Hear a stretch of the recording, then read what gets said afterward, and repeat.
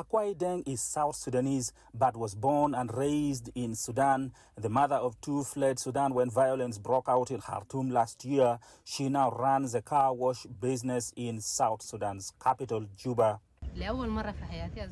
This is the first time in my life to come to Juba. I have found things here totally different from what I was used to in Sudan. No one is there to help you. No one is there to give you anything. If you want to get bread for your children, you must work for it. That's why I started this business.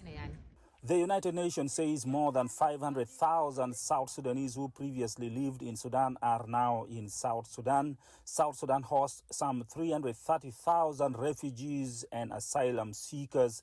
However, aid agencies say refugees are facing hunger in South Sudan as humanitarian funding dries up, food rations are squeezed, and the cost of food soars. We are requesting for organization and all other organizations who can help us to help us, because this refugee's life is not even, we are suffering. And no one wants to be a refugee, but through what we are fighting, we are forced to live such life. The UN's World Food Programme provides food rations and cash to refugees and South Sudanese returnees fleeing. However, it says recent funding shortfall means refugees seeking safety in South Sudan only receive half of what is considered a full food ration. South Sudan has more than 2 million internally displaced persons due to conflict, insecurity, and the impact of climate change. The displaced people also depend on food aid. Across the border in Sudan, the fighting which broke out in April last year has fueled one of the world's most severe humanitarian crises and shows no signs of abating.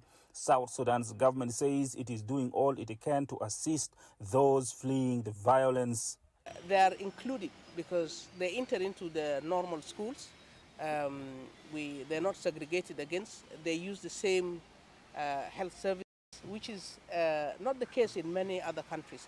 Despite the fact that we have challenges, actually we have done better than most countries who actually have resources. So we have been integrating them. We have been, they're allowed to travel and move freely in the country and choose where to go and live. For returnees like Akuai Deng, their hope is that South Sudan's government will bring a lasting peace in the country as they settle down.